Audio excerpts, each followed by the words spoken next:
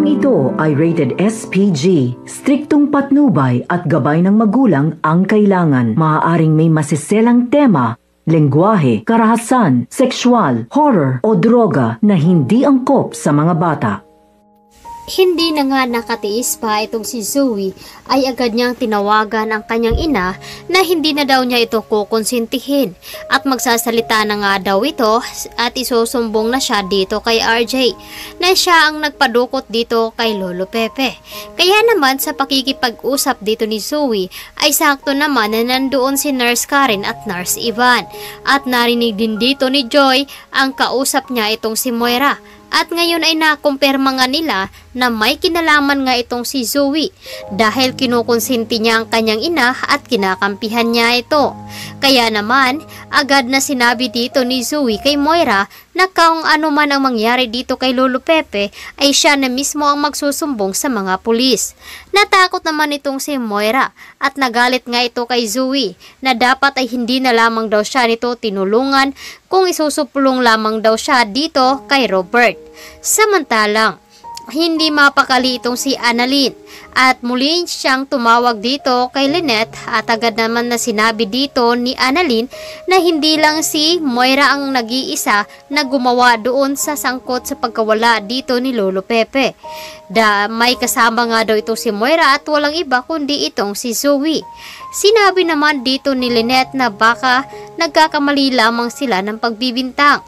Kaya naman gusto dito ni Annalyn na makakuha ng ebidensya dahil nais nitong mapapatunayan na sangkot nga itong si Zoe sa pagkawala dito ni Lolo Pepe.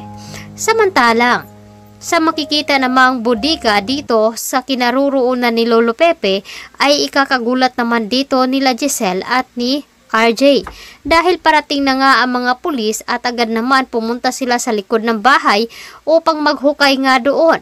Dahil dito nga ilalagay itong si Lolo Pepe. At agad naman na sinabi dito ni Baladja na katapusan na nga daw dito ni Lolo Pepe. At hindi na nga sila pa magkikita ng kanyang anak. At wala nang makakaalam pa sa kanilang sikreto.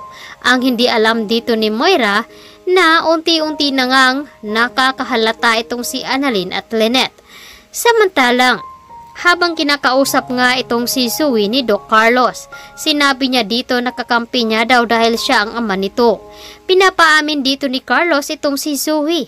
At sinabi dito ni Carlos na kung bakit ay kinukonsinti niya ang gawain ng kanyang ina at baka madamay pa nga daw siya nito. Kaya naman itong si Moira nung tinawagan ni Zoe ay nag-aalala nga dahil nga ay isinumbong na pala siya dito ni Carlos na may kinalaman umano ito sa pagpapadukot dito kay Lolo Pepe. Samantalang, haka-haka naman ang pagdududa dito ni Giselle na baka kung ano na daw ang ginawa ni Moira dito sa kanyang ama.